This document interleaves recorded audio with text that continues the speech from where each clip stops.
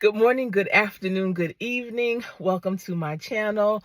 I am Coach Sherry. I'm in a vehicle and this is Car Chat and all that.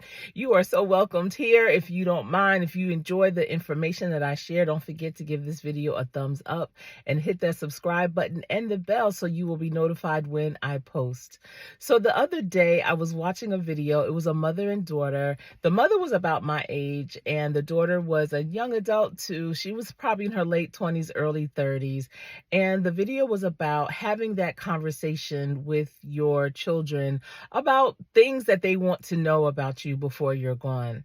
And the mother asked the daughter, what are some questions that you have for me? Things you want to know about me, about how I grew up, or just about my thoughts, my experiences. What are some of those questions? And I thought that was so fabulous. It made me remember, first of all, my past birthday when I turned 54. My son purchased me a journal, and it has all writing prompts, and it's a journal about me, and it goes back to my earliest memory to my most current memory, and it just is wanting me to jot down everything I know about that, even down to describing my room that I grew up in and just things that I did, people I dated, meeting my husband, life, just life, lots of life prompts. And I love, love, love that journal. I was so excited when he purchased it and presented it to me for my birthday, because years ago, before my children were even born, my husband and I purchased those books, those same types of books for our parents.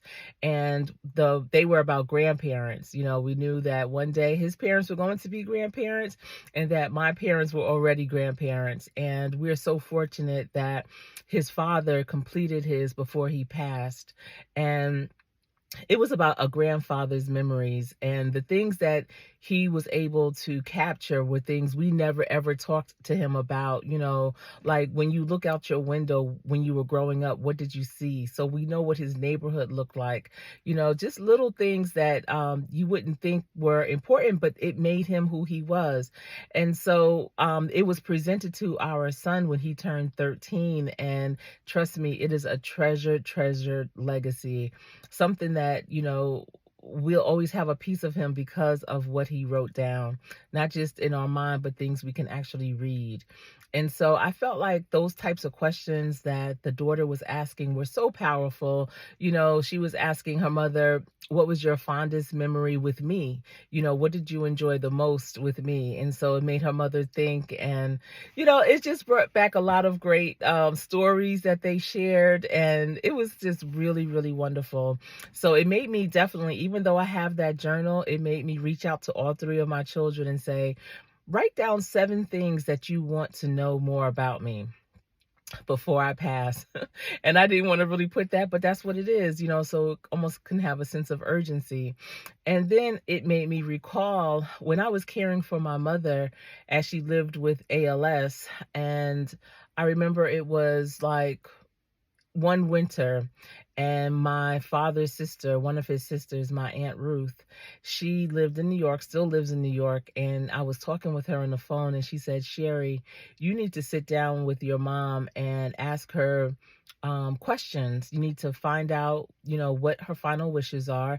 Even though they have a will and everything, you want to know, like, what kind of scripture does she want to be read at her funeral, songs she wants, the colors, and just, questions that you just want some more clarification on, maybe just about her and who she is. So I want to say she may have told me that maybe a year before my mother passed, because I remember thinking I wasn't going to be strong enough to ask my mother those questions. And I have an older cousin. So my father has many brothers and sisters, variety of ages, nieces and nephews. Some are his age, some are older, some are a lot younger. And so there was a older cousin around my father's age that lived not too far from my parents. And I asked her, I said, listen, do you mind asking my mother these questions? And I had already written the questions down. I said, because I don't think I'm going to be strong enough, to ask her those questions. And I didn't want to ask her questions and break down crying or be too emotional with it. So initially my cousin said, sure, I'll ask her. And so periodically I was trying to give her some time alone with my mother, and she never ever asked her the questions. Oh my goodness. I was like, as time was going by, I just said, you know what? I'm gonna have to ask her these questions. Whoa, sorry.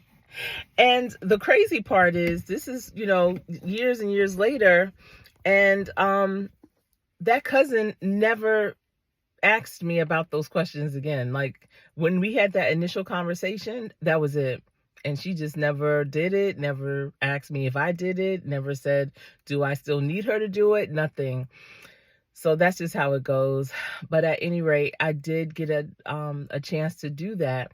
And it actually was in a couple of waves. So I remember that Christmas, that my mother's last Christmas, and it was challenging for my mother to communicate, especially towards the last year, the latter part of her having ALS. But you know how when you're with someone 24/7, even if they can't effectively communicate, you understand everything that they're saying. And so even though she really wasn't that talkative anymore, I was able to understand everything she said. But she was telling me stories about growing up with her cousins and her siblings and her parents, and some of the funniest, fondest memories. And I remember it was Christmas morning when she told me some of the most remarkable stories that I hadn't even heard about, about some of her cousins, and one of her cousins in particular that lived with them when she was growing up. It was her father's sister's son. And it was just so hilarious until I had to share it with his two children. He has four, but two of them are my age. And I just, on Facebook, I inboxed them and just said, listen, my mother just shared with me this story about your father, because their father had passed away probably 30-40 years ago. And, we were all young when he passed. And so I knew they didn't know these stories. And I said, Merry Christmas. I just wanted to share this memory with you. And they were so delighted. They were so appreciative of me sharing that with them. But, I did ask her, I want to say it was in that spring. I got the nerve up, the strength up to talk to her about her final wishes. And I don't know if everyone has these conversations. I know in some cases people don't have the opportunity to have these conversations, but I was so glad that I did, because it absolutely made things so much easier towards the end, when the end came. Um, I already knew what her favorite color was, but I still asked her, what color dress would she like to wear? The scriptures, the song that she wanted sung. And we were so, so, so blessed to have one of our oldest neighbors, the daughter, come to the funeral and sing. And when I tell you, I was so nervous because, where my parents were, I never knew of anyone that could really touch your soul with their song. And so when this woman came through the door, her name is Karen. So Karen McCall, if you're looking at this, thank you. And I love you so, so much. But when Karen came in, I was there at the beginning of the funeral, before it started or anything, just to greet people, because I knew a bus of people were coming from New Jersey. And when she got off that bus, I was like, oh my gosh, like Karen. And she sang, and it was just beautiful, remarkable. But at any rate, just writing down those last few things, thoughts, memories, wants, needs, last wishes, was so, so powerful. I wish I would have done it even earlier, before my mother was diagnosed with ALS. So I'm on here today just to encourage you, if you are so fortunate to still have your parents or one parent, or if you are a parent, to share that, sit down with them and ask those questions that you would love to know. I really am thinking, especially from watching that other content creator and her daughter, and when her daughter asked her, what was the fondest memory that her mother had with her? And it made me really think about all the fond memories that I have had with my children, all three at the same time, as well as individually. Now, when I sit down with my children, I am absolutely going to share with them individually those fondest moments, because I think that is a missed opportunity. And parents of multiple children, typically just kind of put them all in one pot and just be like, well, y'all did this or we all did this. No, you and I did this. This is something I enjoyed the most with you. This is something that you did that made me laugh the hardest. This is something that we went to together, and I was so proud of you on that day, in that moment. And I think that's so important for children to understand who they are in your world, in your life, individually, not just as a group of siblings. And my children they refer to each other as the siblings, but it's more than just them as a whole, because they are all individuals in that group. And we've always made it a point to make them individuals and identify what their individual characteristics are. I can tell you exactly who each of my children are. And I think that has made them stand on their own even stronger. Growing up, being so close in age, all of my children are 20 months apart exactly to the day. My center child is exactly 20 months younger and older than the oldest and the youngest. So they grew up very, very close, doing many of the same things, and then individually doing their own things.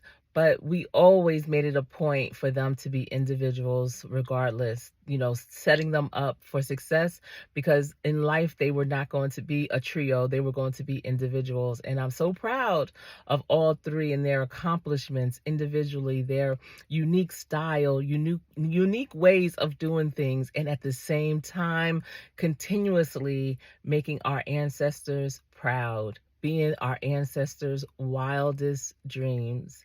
But I just wanted to come on here to encourage you to have those conversations.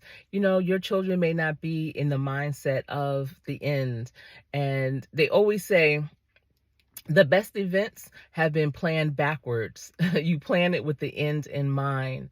And so that's why I'm encouraging you to have those real talk conversations with your family. It shouldn't be sad. Initially when my aunt told me that, I was like, this is going to be so sad how I'm going to handle it. But it was so beautiful. And I'm so fortunate to have experienced it. So don't let another day, another moment go by without having those conversations with your children, or with your parents. All right, everyone, that's all I have for you today. Thanks for hanging out with me, checking out this video. And until we speak again, you stay safe. I am Coach Sherry.